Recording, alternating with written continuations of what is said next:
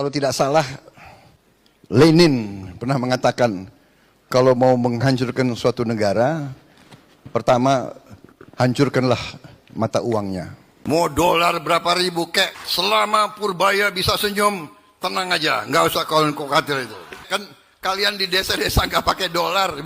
Memang kami orang desa tidak pernah pakai dolar, Pak. Yang biasa pakai dolar itu kau sama menteri-menteri kau yang sering ke luar negeri.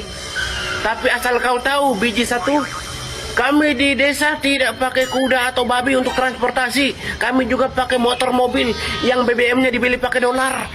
Sama menteri kau yang inisialnya B.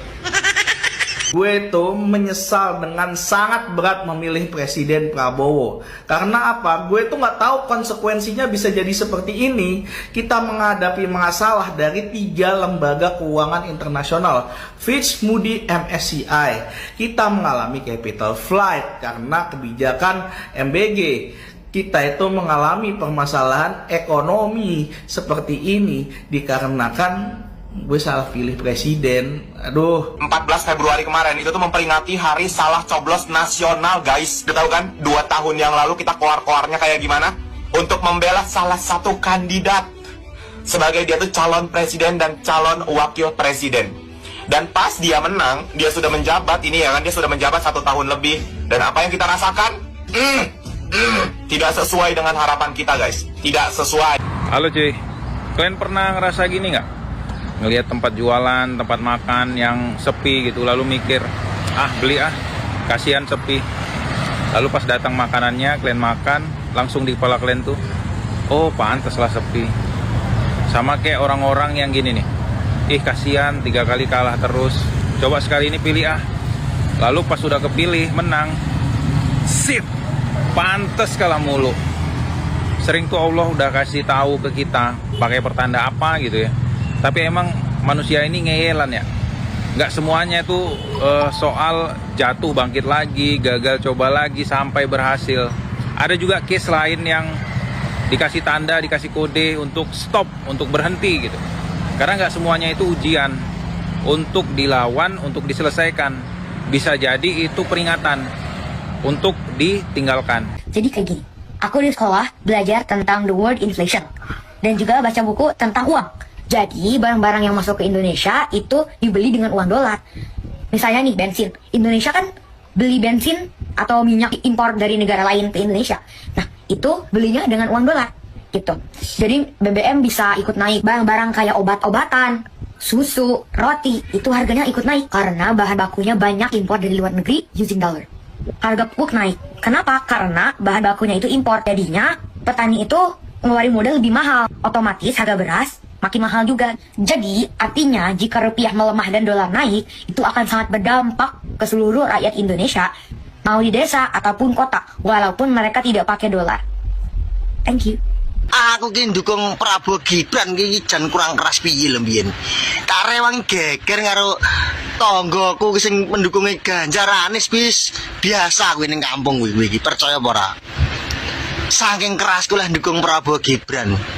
Lah kok mbasen dadi ndelok kebijakane barang ngene kok ndelok Gibran angger ditakoni diwawancarai iki jawabane ora nyambung ngono iki niki ya isin ya pegel to malehan to. Ada nggih akal sehat ae, nggih akal waras ae ngono dadi wong iki. Sajane aku ki ya pengen arep ngunggul-ngunggulne programe Prabowo Gibran tak umbul-umbul terus ngono ki aku ya pengen jane nggih video ngumpul-ngumpulne Gibran, ngumpul-ngumpulne Prabowo tapi yo apa yo sing arep diumbulne iki lho apa ngono lho. Apane terusan MBG kuwi malah garai kere kuwi MBG. Udah dikasih tahu nih aki-aki mimpin rumah tangga aja gagal, apalagi mau mimpin negara. Nih akibatnya nih, kalau kita milih orang yang aki-aki, nggak mau dinasihatin, nggak mau dikritik, nggak mau dikasih tahu hal yang positif, maunya ngomong sendiri, maunya joget-joget, dia nggak peduli negaranya mau jadi apa, dia nggak peduli kondisi rakyat. Itu dia asal bunyi, asalnya nyeplos tanpa dia memikirkan perasaan rakyat yang saat ini sedang menghadapi masa krisis ekonomi. Coba nih aki-aki suruh ke pasar, tanya harga di pasar itu berapa. Ya. Ini rakyat yang susah makin susah, akan terjadi kesenjangan sosial yang makin tinggi dan jangan sampai rakyat itu marah. Kemarahan rakyat itu sudah tidak bisa dikendalikan apabila nih aki-aki tidak segera membenahi negara ini. Ya, dia bilang di kampung-kampung kan tuh orang-orang kampung belanja kan nggak pakai dolar. Ya emang dari dulu, dari zaman dulu orang juga tahu kali di kampung itu semua belanja pakai rupiah nggak pakai dolar. Nih ucapan itu keluar dari seorang pemimpin yang tidak bertanggung jawab. Kok jadi gini Bapak? Bapak Presiden kok jadi gini? Bapak lupa, Bapak 3 kali kalah. Bapak lupa. Hah? Bapak lupa. Bapak kira Bapak menang kemarin itu karena Bapak terbaik. Karena Bapak cocok jadi presiden. Enggak. Karena rakyat kasihan. Diberikan Bapak kesempatan kali ini. Jadi Bapak terpilih bukan karena Bapak hebat. Kasihan rakyat. Dan nyatanya pelajarannya adalah 3 kali Bapak kalah selama ini, harusnya Bapak kalah 4 kali. Karena apa? Hasilnya ini. Diberikan rakyat menjadi Presiden Republik Indonesia periode 2024 sampai 2029, ini hasilnya. Hah? Begitu pidato seorang presiden di depan rakyatnya. Asal Bapak tahu, ya, rakyat ini mandi keringat, nah, belum dimakan hasil keringatnya, udah dipajakin untuk menggaji Bapak, untuk memberi makan kucing Bapak, untuk memberi makan kuda-kuda Bapak, untuk memberi makan asisten-asisten Bapak, menteri-menteri Bapak, nah, wamen-wamen yang Bapak pilih. Ya, asal Bapak sadari itu, Bapak Presiden Republik Indonesia. Semenjak Bapak jadi presiden, kacau negara ini, kacau. Ketahanan pangan, tapi yang mengerjakannya aparat. Harusnya orang yang kompeten di bidangnya. Malah aparat Bapak suruh nanam jagung sama cabut singkong. Apa itu? Saya kira Bapak orangnya panutan, tegas, disiplin, dan bisa jadi contoh tauladan kepada masyarakat, kepada pejabat-pejabat. Tapi ternyata Bapak yang membuat kacau negara ini. Nah, kayak ginilah Bapak pidato Bapak. Hah? Pidato apa seperti ini? Mana penasihat Bapak, penasihat presiden Bapak? Pak, pidato nggak boleh kayak gini. Hah? Waktu kampanye Bapak keras, kayak macan, kayak singa. Wahai para koruptor-koruptor, saya siap mati untuk Indonesia. Saya kejar sampai ke Kutub Utara, ke Antartika, ke tengah gurun Sahara. Tidak ada tempat untuk koruptor. Saya tidak ingin ada lagi rakyat yang menangis, menderita, terjolimi, terintimidasi.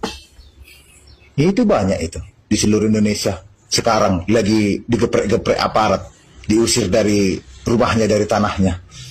Mana janji kampanyemu? Parah banget guys, hari ini tanggal 18 Mei 2026 hari Senin pagi-pagi, saham Indonesia IHSG itu dibuka anjlok 4% lebih. Gue tahu ini banyak mungkin yang masih bilang ini karena MSCI masih outflow atau keluar dari pasar saham Indonesia. Tapi enggak guys, ini sahamnya anjlok semuanya guys. Ini bahkan Big Banks itu kayak BCA sudah di bawah 7.000 lagi. Dan hampir semua sektor guys itu sudah anjloknya parah banget, udah kayak 7-10%. Kalau gue melihat ini salah satu faktornya terbesar itu karena Pak Presiden kemarin salah ngomong ya, yang dia bilang bahwa orang desa tidak pakai dolar. Kalau nggak penting apakah dolar itu mau ke berapa ribu kayak mau ke 20.000 terserah, nggak ngaruh, bodo amat gitu. Nah kalau investor, kalau gue nih sebagai investor asing ngelihat sebuah presiden ngomong begitu, gue nggak akan berani masuk dan investasi ke negara tersebut. Karena kalau misalnya ini logika dasarnya aja ya, kita investasi, kita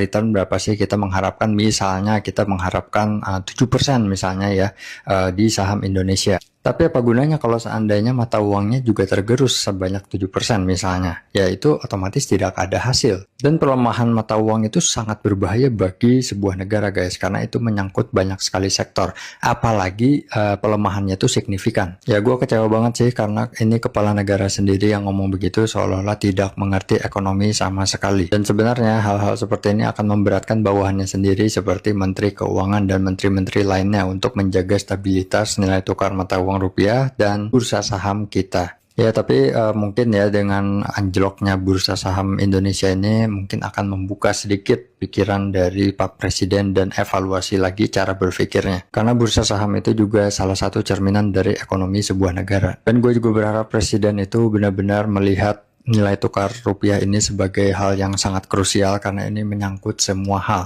Ya mudah-mudahan lah ini semua didengar ya oleh Pak Presiden karena ini sangat-sangat gawat menurut gue ya. Kita sudah di kondisi krisis, bukan seperti yang beliau katakan bahwa negara kita ekonominya kuat dan sebagainya. Dan buat kalian para investor yang ada di Indonesia dan pemegang mata uang rupiah yang cukup banyak, ya kalian bisa coba lihat-lihat untuk diversifikasi aset kalian ya supaya tidak tergerus. Kalau seandainya Pak Presiden ini tidak ada intensi untuk memperbaiki